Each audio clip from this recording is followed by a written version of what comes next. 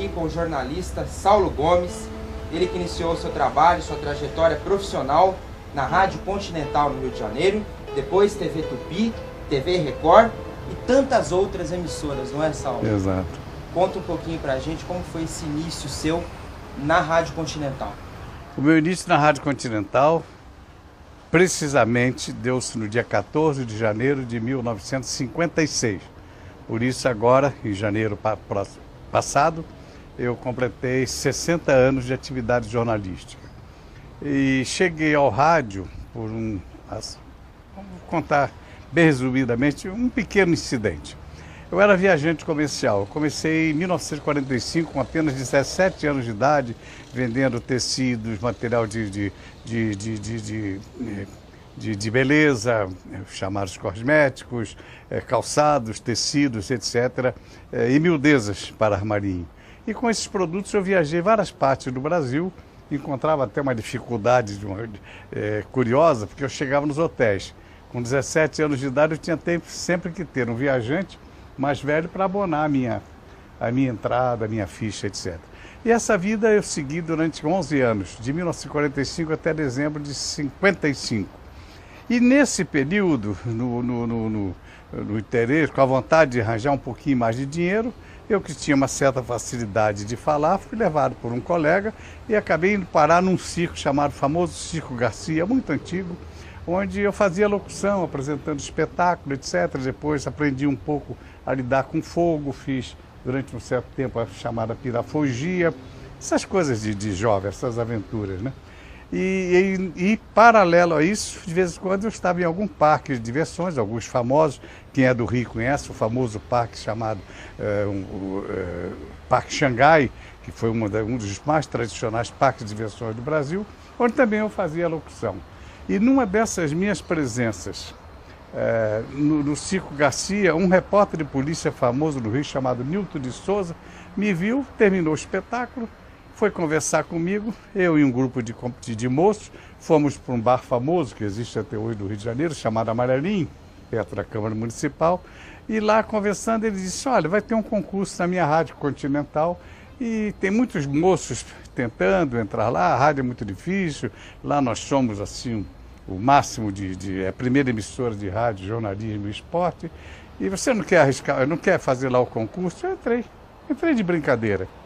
E depois de não sei quantos dias de provas, etc., uma média de 200 moços, eu fui aprovado. Dezembro de 55, e por isso começou minha vida profissional na Continental, no microfone, no dia 14 de janeiro de 56, transmitir uma coisa muito curiosa, a escolha da rainha do rádio. Quem conhecer um pouco da literatura, procurar a história da revista do rádio, antiga e tradicional, vai encontrar as grandes brigas e o fã-clube de Emilinha Borba, Marlene, etc., se degladiando para ver quem seria a rainha do rádio. E essa foi a minha primeira reportagem em 56. Sim, eu obtive uma informação de que você foi o primeiro jornalista cassado pela Revolução de 64. Isso é verdade, pessoal? Isso é verdade. A minha vida continuou na Rádio Continental durante pouco mais de 5 anos. Eu tive algumas reportagens marcantes e fico muito feliz que, muito breve agora, já dentro da Feira do Livro de Ribeirão Preto, estará aí sendo lançado um livro assinado pela ex-secretária da Cultura, Adriana Silva, onde vão encontrar, narrado por mim, gravado, 51 grandes reportagens da minha vida profissional. E uma delas, a primeira, com menos de 2 meses no rádio, foi eu consegui dar ao Brasil o primeiro recorde de horas ao microfone, documentado, estatuto fotografado, publicado em jornais da época, que vou publicar como facsímile no livro, 75 horas e 45 minutos de transmissão ininterrupta numa programação de rádio. E a partir daí eu tive, não há tempo aqui para falar, grandes acontecimentos políticos, as grandes crises políticas, culminando inclusive com a renúncia do Jânio, a minha participação na Rede da Legalidade, organizada por Leonel Brizola em 1961, quando Jânio renunciou, 3 ministros militares tentaram um golpe de Estado para impedir a posse do vice-presidente João Goulart. E o Brizola, que era governador do Rio Grande do Sul, armou o povo, se entrincheirou no palácio do governo e chamado Palácio Piratini, e ali durante muitas horas comandou um movimento contra-revolucionário. Deu-se a este momento o nome de Rede da Legalidade. E eu fui o único repórter daqui do Rio de Janeiro a ir para o Rio Grande do Sul e participar dentro desse palácio ameaçado de bombardeio pelas tropas do Exército, do Terceiro Exército no Rio Grande do Sul e da própria aeronáutica. Eu permaneci nesse porão da legalidade. Então, eu estou passando por cima de grandes reportagens, o famoso sequestro do navio em Santa Maria, um sequestro com 1.000 e tantas pessoas a bordo de um transatlântico português, onde, quando houve a entrega do navio, as tropas, aliás, a Marinha Brasileira e a Marinha Americana, eu era o único repórter brasileiro, mais um colega do jornal Estado de São Paulo a bordo daquele navio. A minha vida foi de muitas e muitas aventuras desde cedo, até que eu chego a 64. Em 62, a convite de Brizola, que havia comprado 25% das ações da Rádio Marinique Veiga, eu, a pedido dele, organizei um departamento de jornalismo da Rádio Marinique Veiga. Quem recorrer na internet hoje à história do rádio vai ver que a Marinique Veiga sempre foi o segundo lugar em audiência do Brasil. Primeiro era a Rádio Nacional do Rio de Janeiro, e a Marinique Veiga, segundo lugar, com 2 tipos de programação específica, musicais e humorismo, escrito principalmente pelo cearense, o nosso grande humorista Chico Anísio, recém-desaparecido. E foi um impulso muito grande, a rádio assumiu a liderança de audiência do Rio de Janeiro, ganhando a Rádio Nacional, quando lá, com um grupo de companheiros valorosos, eu consegui implantar o jornalismo na Rádio Marinique Veiga. Durante 2 anos, de 62 a 64, nós trabalhamos muito. E denunciando com segurança, com respeito, com provas, parênteses, que eu abro nesse instante. Em 60 anos de profissão, eu fui processado 106 vezes em vários estados brasileiros. Desde um presidente da República até um prefeito de uma pequena cidade me processou. Em todos esses processos eu fui absolvido. Por quê? Havia sempre prova de que a denúncia era séria, grave e bem documentada. Isto é obrigação de jornalismo sério, de quem faz jornalismo sério. Então, 64 era muito marcado, muito visto. Se você recorrer à internet, eu vou lhe dar depois o caminho, vocês vão encontrar uma gravação única de 64, quando houve a rebelião dos marinheiros de 64, que se entrincheiraram do Sindicato dos Metalúrgicos no Rio de Janeiro, e isto é que resultou na queda do presidente João Goulart no dia 31 de março de 64. Está na internet hoje, foi descoberta uma gravação do DOPS, eu, durante 12 minutos, transmitido de dentro do Sindicato dos Metalúrgicos, uma rebelião que resultou no golpe contra um presidente da República, na posição na pessoa de João Goulart.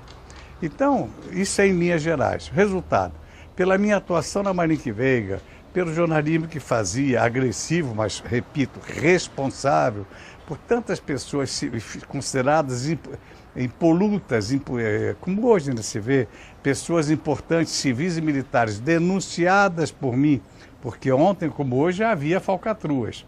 Ontem, como hoje, havia golpes. Ontem, como hoje, havia coisas parecidas com o Petrolão. Não nessa dimensão toda. Mas já havia muita malandragem política, etc. E eu, meus colegas da época, tínhamos coragem, independência e responsabilidade para denunciar esses fatos. Resultado, 64, aí vem objetivamente a resposta, você me pergunta, eu fui enquadrado pelo presidente Castelo Branco na primeira lista do famoso AI1, Ato Institucional número 1. Fui cassado, estive exilado, porque estava ameaçado de morte, fiquei alguns meses exilado no Uruguai, voltei para o Brasil, fiquei 1 ano e meio preso. Em 66 eu saí da cadeia e me deparei com o primeiro ato de violência de um governo. Eu estava proibido do exercício da profissão no Rio de Janeiro. Todas as emissoras interessadas no meu trabalho estavam sendo ameaçadas de serem até fechadas se me contratassem. Aí eu vim embora para São Paulo. Em agosto de 66, recomecei minha vida em São Paulo. Estou hoje aqui em Ribeirão Preto, que escolhi de onde eu não quero sair mais, onde já estou há 14 anos. Sim, você tem uma atuação muito forte no jornalismo investigativo, aquele jornalismo de campo. Sim. Por que você optou por essa área do jornalismo? Porque, olha, é uma coisa bem interessante. No dia 14 de janeiro de 56, assim que eu assumi o microfone, a minha primeira reportagem, a que fiz referência há poucos instantes, dias após a minha entrada no ar, um colega já falecido chamado Dalvan Lima era repórter credenciado na Câmara Federal do Rio de Janeiro, capital da República. E ele licenciou-se para ser assessor de um ministro do Trabalho naquela época. Então a vaga na Câmara ficou aberta para que um repórter para lá fosse escalado até ele sair do governo. E eu fui esse repórter escalado, privilegiado. Então eu conheci todas as crises políticas na Câmara Federal de 56, 57 e assim e mais adiante, passando pelos eventos que eu acabei de falar. E me sobrava algum tempo na Câmara Federal. E em determinado momento, dessas coincidências que a gente nunca sabe explicar, um dia me chegou uma determinada pessoa me dando uma informação ligada a um assunto policial. Olha, tem um assunto dessa ordem, não vou entrar em detalhes para não esticar a conversa. E eu saí, fui ver, investigar, saber o que era, etc. E tomei gosto pelo chamado jornalismo investigativo, porque eu saí para 2, 3, fora do meu trabalho na Câmara Federal, para 2, 3 investidas, para ir pesquisar ou investigar assuntos policiais. Antes da polícia fui bem sucedido, tanto que eu fui o primeiro repórter a denunciar o primeiro Esquadrão da Morte, criado em dezembro de 56 no Rio de Janeiro, em 1956, e aí eu tomei gosto pelo jornalismo investigativo. Continuei na Câmara Federal até a mudança da capital, em abril de 60, mas nas horas, entre um acontecimento político e outro, eu estava na rua, em algum lugar atrás de uma reportagem. A primeira grande reportagem policial investigativa de grande resultado para mim, está aí, inclusive, quem abrir o meu site vai encontrar um DVD do Linha Direta Especial, Linha Direta Justiça, que veio a Ribeirão Preto me entrevistar. A minha primeira grande reportagem policial de grande impacto foi o caso de uma meninazinha chamada Tânia, sequestrada no dia 30 de junho de 1960. Horas depois do sequestro, depois do rapto, ela levou um tiro na cabeça e teve o corpo carbonizado pela megera, que assim procedeu, chamada Neide Maia Lopes. Essa moça passou a história com o nome de Fera da Penha. E esse vídeo especial eu comprei numa loja e coloquei no meu site, que a Globo fez vindo aqui me procurar para uma entrevista para esse programa especial. Por quê? Depois de quase 50 anos, a Globo descobriu que o repórter que aqui está é quem havia conseguido naquela época a confissão da Fera da Penha. A polícia lutou muitas horas, quem identificou a moça fui eu, quem acompanhou a moça fui eu, até a hora da sua prisão, e a polícia não conseguiu a confissão, eu consegui. E a partir daí não tinha mais o que pensar. Um grande furo jornalístico como esse, esclarecendo um crime de um rapto de uma criança que resultou na sua morte trágica, o caso da Tânia, né? Então eu comecei com outra reportagem, depois denunciei Esquadrão da Morte, e é muito longa a minha ficha, policial, vamos assim dizer, dos grandes crimes. Eu vou sintetizar para você. Os maiores acontecimentos políticos e policiais do Brasil, você me vê sempre no início da reportagem, pura e simplesmente como repórter. E geralmente lá no fim arrolado como testemunha, pela defesa ou pela acusação. Eu até queria que você comentasse um pouquinho Tanto que eu me envolvo nos casos, o que me envolvia. Maníaco do Parque, Maníaco da Luz Vermelha. Você Exatamente. ficou muito famoso com isso. Em 1970, o Acácio, eu vou logo pelo apelido que é melhor, o Bandido da Luz Vermelha, em 67, surgiu como um personagem estranho e o primeiro bandido que inaugurou o chamado crime de sangue no Brasil. Até então, os grandes centros, principalmente como São Paulo e Rio, a famosa Boca do Lixo e Boca do Luxo em São Paulo, o que a gente encontrava era o chamado rufião, quer dizer, era o cafetão, aquele que vivia tomando dinheiro de mulheres, etc., todo bem vestido, comendo e dormindo bem e vestindo bem às custas das prostitutas, né?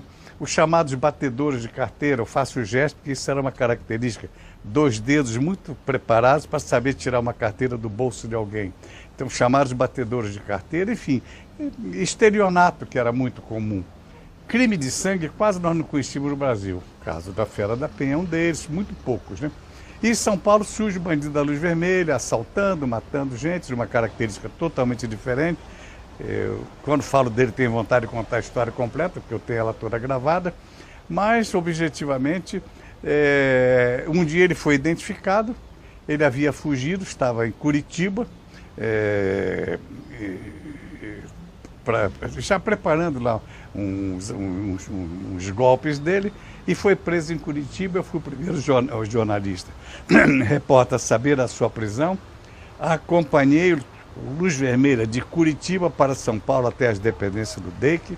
Foi uma reportagem exclusiva. As grandes confissões de Luz Vermelha foram feitas nessa matéria. Só para você ter uma ideia, Tarlá.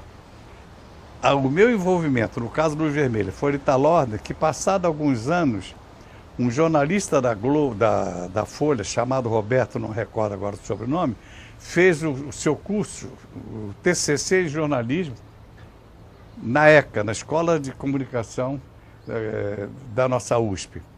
E a tese dele foi o Bandido da Luz Vermelha, não apenas o Bandido da Luz Vermelha, a minha reportagem sobre o Bandido da Luz Vermelha. E aí muitos outros casos esclarecidos. Aqui em Ribeirão Preto, eu passei aqui logo depois do Dia das Mães, em 1967, quando uma meninazinha em São Paulo chamada Cátia Gomes, não, Cátia Gomes é um outro caso, chamada Márcia Regina Coronel, 3 anos de idade, foi raptada em São Paulo, e eu vim descobrir que a raptora era aqui de Ribeirão Preto, chamada Zumira Miranda. Foi uma reportagem de grande impacto. Depois de uma semana, também furando a polícia, essa reportagem começou em São Paulo, passei por várias cidades, vim descobrir o verdadeiro autor, o namorado da autora do crime, ela chamava-se Zumira Miranda, aqui em Ribeirão Preto. Daqui eu saí acompanhando os passos dessa moça, cheguei a uma cidadezinha aqui perto de Santa Cruz das Palmeiras, onde encontrei e salvei a vida dessa criança. Essa criança, Márcia Regina Coronel, em 67, com 3 anos de idade, se comunica muito comigo pela internet e curte tudo que é meu. Hoje ela é a vovó Márcia Regina Coronel. Então foram essas e tantas outras reportagens que eu tive. E aqui em Ribeirão também. Programa Pinga Fogo. Conta um pouquinho pra gente, Chico Xavier, sua relação com o Chico. O Pinga Fogo foi um verdadeiro desafio. O Pinga Fogo, rapidamente para quem não conheceu, era uma tribuna que só se propunha entrevistar grandes políticos naquela época, intelectuais, empresários, etc. O Brasil ostentava o título de maior nação católica do mundo, e você anunciar um líder espírita como Chico Xavier numa rede Tupi de televisão, que era a rede mais completa que nós tínhamos no Brasil.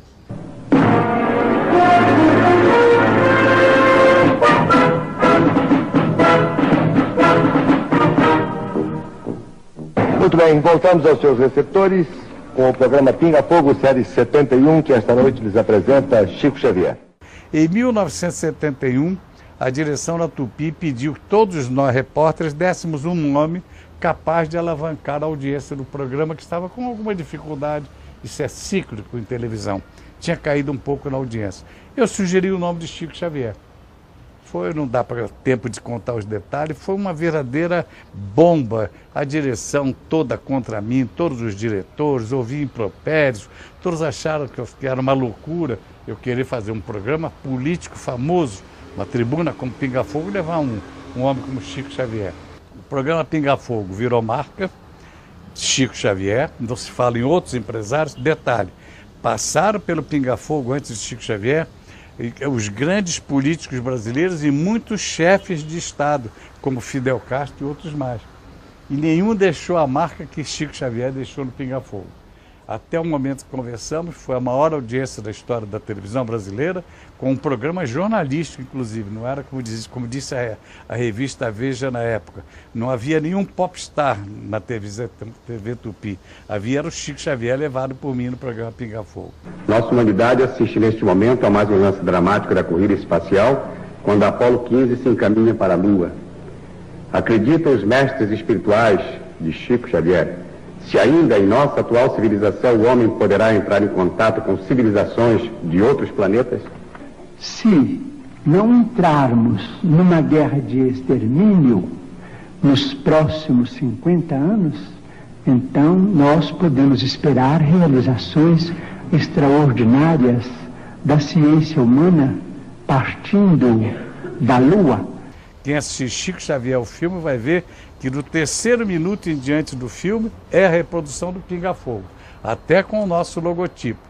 E lá o Paulo Goulart, meu amigo, já recém-falecido, faz o papel de Saulo como um dos entrevistadores. Quase meio século depois, nós falamos da importância desse trabalho. Você teve algum tipo de problema com o filho do Chico? Ah, tive. Essas coisas naturais da vida. O Chico, no ano de 2001, esse assunto já está encerrado, já passou pela Justiça, foi um dos 106 processos que eu tive.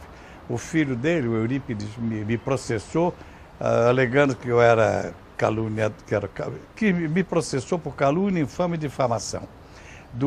Brigamos na Justiça de São Paulo de 2001 a 2008. Em 2008, primeiro havíamos ganho na instância inferior.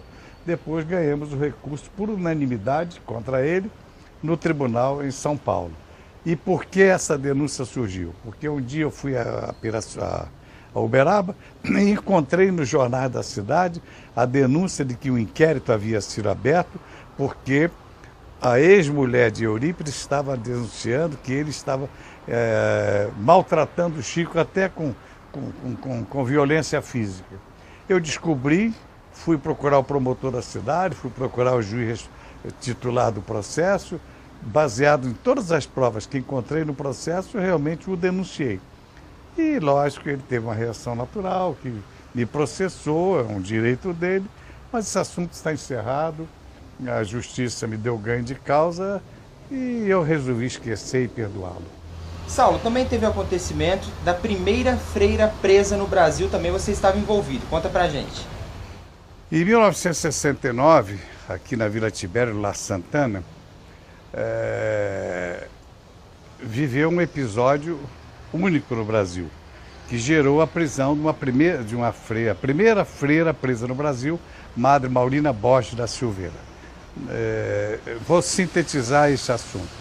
Nós tivemos aqui até meu companheiro na Academia de Letras daqui, de Ribeirão Preto, e um grande advogado, falecido aos 3, 4 anos, chamado Vanderlei Caixa. O Vanderlei Caixa era comunista, era filiado ao Partido Comunista, etc.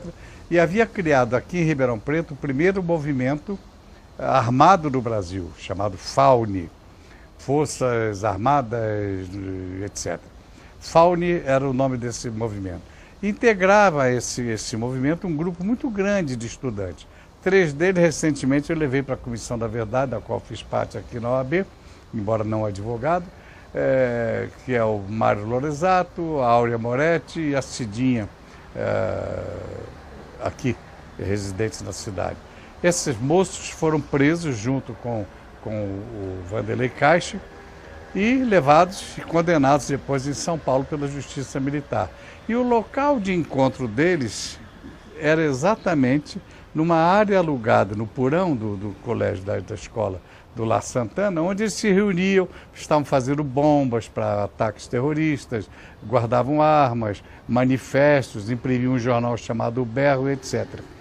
Quando isso foi descoberto pelo Fleury, pelo DOPS, pelas autoridades militares, houve uma diligência muito grande em Ribeirão Preto, prenderam todos esses moços, mais o advogado, sofreram muito. Por acaso, nós estamos aqui na esquina da rua 7 de Setembro, a 2, 3 quarteirões daqui, nós temos a Delegacia Seccional de Polícia, é o antigo quartel da Polícia Militar. Ali foi o local onde todos sofreram sevícias, foram pendurados no pau de arara, levaram choques, ficaram nus, passaram todo tipo de humilhação e sofrimento. Quando tudo isso estava acontecendo, a polícia, ou o Fleury, delegado famoso na época, e os militares entenderam que a Madre Maurina Borges da Silveira, que era diretora do La Santana, estava a par de tudo. E ela foi presa, embora negando. O fato de ela ter mandado queimar uns papéis desses moços, quando soube da notícia, a notícia deles presos, ela foi presa junto com eles, sofreu muito, embora freira, aqui nesse local que eu acabei de citar, ela viveu o mesmo drama das outras mulheres, da Áurea Moretti e outra, foi colocada nua, sentou na chamada cadeira do dragão, quem lê a história da violência nos presídios brasileiros vai conhecer, inclusive, que era a cadeira do dragão, eu conheci. Então, levando choques, pendurado no pau de arara, enfim, ela sofreu horrores. Passado algum tempo, ela foi transferida para São Paulo e foi para o presídio Tiradentes, onde essas mulheres que participaram desse movimento aqui, condenadas, cumpriram pena. Isso em 1969. Em 70, entrou no presídio Tiradentes a Dilma Rousseff. E foram colegas de cadeia. Então, toda essa história dramática, depois de muitos anos, quando eu estava agora, o ano passado, participando da Comissão da Verdade aqui na OAB, em Ribeirão, me lembrei dessa história, fui procurar em Uberaba o Frei Manuel Borges da Silveira, abaixo da a Madre Maurina, se estivesse viva, estaria com 90 anos, faleceu há 3, 4 anos. E o Frei Manuel Borges da Silveira, residente lá em Uberaba, o irmão dela está com 85 para 86. Fui procurá-lo, soube que ele estava escrevendo a história da irmã, até então muitos livros, jornais, revistas do mundo inteiro falaram do drama dessa madre, mas nunca nenhuma pessoa da família dela havia contado a história. Eu me associei ao Frei Manuel Borges da Silveira e escrevemos um livro intitulado A Coragem da Inocência. Esse livro você encontra no site da minha associação, porque eu já estou há 2 anos e tenho mais 1 ano de mandato, eu sou presidente da Associação Brasileira de Anistiados Políticos. Então eu resolvi, com a anuência dos meus companheiros de diretoria, patrocinar este livro, rodamos 5.000 livros, distribuímos gratuitamente em todo o Brasil, está disponibilizado na internet, no site do Instituto, depois eu lhe dou um cartão, se você quiser, você é anexado, da Associação Brasileira de Anistiados Políticos, e o livro Coragem da Inocência passou a ser um livro libelo que foi, inclusive, parar na Comissão da Verdade em Brasília. Sim, e hoje você passa essa experiência toda aos alunos de jornalismo através das palestras em universidades. Exato, eu faço palestras sobre todos esses temas, sobre o erro judiciário, sobre os grandes crimes da história, sobre os grandes problemas políticos do Brasil, sobre as grandes reportagens investigativas que resultaram antes da polícia em esclarecimento de crimes, produzida por mim. Enfim, eu procuro transmitir aos jovens estudantes de comunicação que estão um pouco dessa experiência. Não para me mostrar mais importante do que ninguém, porque não o fui. Eu fui apenas um repórter muito dedicado ao trabalho, eu fui mais um entre muitos e muitos repórteres que tinham a coragem, independência e vontade de produzir acima de tudo. Eu costumo dizer o seguinte, eu sou repórter do tempo que nós não tínhamos preocupação com o dia do pagamento, nem com o cartão de ponto. Antes de tudo, nós tínhamos preocupação com a notícia. E isso resultou num acervo muito grande. Recentemente gravei com a Adriana Silva, ex-secretária da Cultura, quase 60 grandes reportagens da minha vida profissional. Saulo, eu quero agradecer muito aqui você ter nos recebido e ter prestado esse serviço público, né? Porque esse documentário que a gente está fazendo, essa entrevista com você, é um acervo de grandes acontecimentos do Brasil, dos quais você participou. Quero agradecer muito a sua recepção aqui à TV Câmara. Eu que agradeço a você, a Jane, ao Tarlá, esse jovem que aqui está, e eu digo sempre, viu, Tarlá, eu vejo aí, faço muitas palestras, com muita alegria eu vejo tantas e tantas formaturas por esse Brasil, e quando algumas delas eu estive presente, eu digo aos meninos, olha, o canudo é interessante levar, eu defendo a ideia do diploma, eu acho que ela é válida, é necessária, mas eu brinco terminando dizendo o seguinte, eu parodio os versos de Noel Rosas, num dos seus célebres músicas de 1930, naquela época, ele disse que o samba não se aprende na escola. E eu costumo dizer que o jornalismo não se aprende na escola. A base na faculdade é importante, mas ir buscar os ensinamentos na rua, nas delegacias de polícia, nos presídios, nos manicômios judiciários e outros lugares de aglomeração pública, nas favelas, nos mucambos, nas palafitas, é realmente muito importante. Espero que você, estar lá com colegas do seu tempo, se tornem repórteres além de jornalistas. Ok. E você teve a oportunidade de conhecer mais uma personalidade na série Notáveis, hoje com Saulo Gomes. Muito obrigado por sua audiência. Forte abraço.